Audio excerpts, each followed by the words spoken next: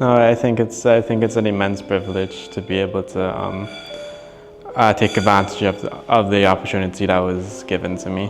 Internships, especially for like developing code, right, is a lot of what you learn. It has to be hands-on, right?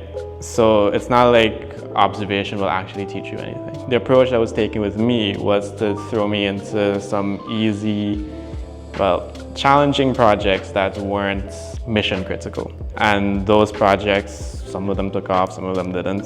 When I was helping our other interns that came on, right, I took the same approach, right? I threw them into challenging but not mission critical projects. We have some very talented devs on the team, right? But at one point, you just need more hands, more keyboards working at it. We as a team improved efficiency and saved time for the ENet, for other ENet staff, because we work with a lot of different systems, right? That is different web interfaces, different apps that they use. We do integrations in between those systems, right? That allow automatic transfers of data between those points, right? So it removes a lot of the manual typing and retyping, and also a lot of the copy and pasting, and removes a lot of the human error as well. ENet's culture encouraged my growth and learning by it just reduced a lot of the barriers that exist between people. Experimentation is just a big part of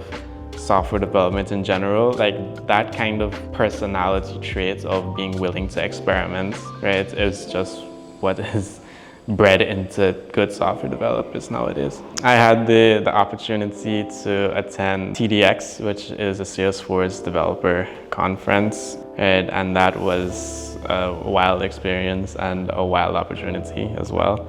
I didn't expect that I would ever get that opportunity to go. I was only a few months into being a dev and not even a year into ENet, or just about a year into ENet, yeah. I think our earliest days with Doral, right, Trico and I would just ask Doral maybe 2 or 3 times a week just to sit down for like an hour, hour and a half, right, to just explain this because we could not figure it out for the life of us. Doral is very patient, he's an excellent teacher. Ved is also a big one in that because while Doral helped us with the code part of it, Ved helped us with the understanding the business process and the business need of it as well.